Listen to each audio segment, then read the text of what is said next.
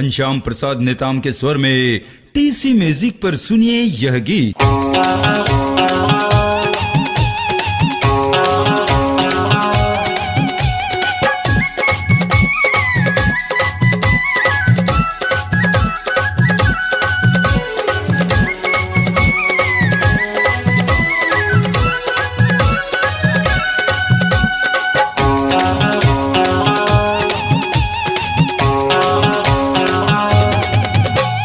छत्तीसगढ़ के गिरोधपुरीला, छत्तीसगढ़ के गिरोधपुरीला अपन बनाएगा धाम। चरण कुंड तोरे छाता पहाड़ के महिमा होएगा महान।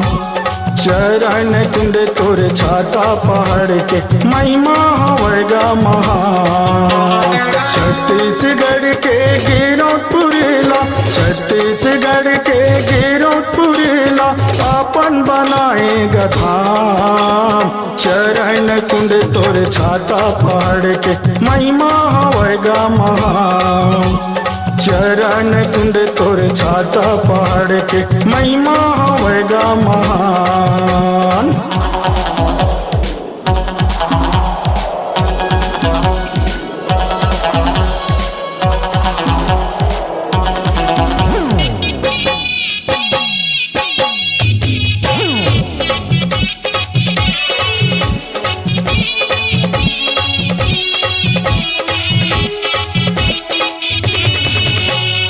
अलग जगाएगा छाता पहाड़ माँ, हृदय में बसाएगा तै सत्य नाम ला।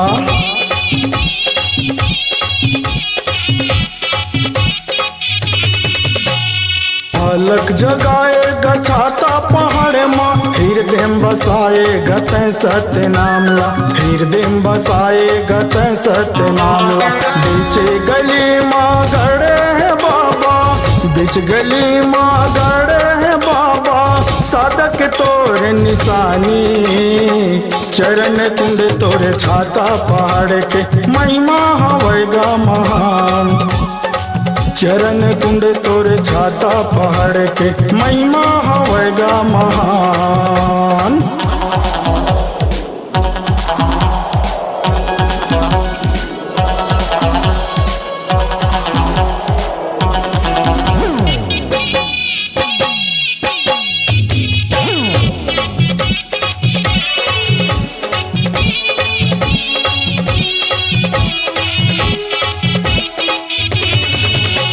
चरण कुंड के पानी ला बाबा, भक्ति के तहा बनाएगा धाम।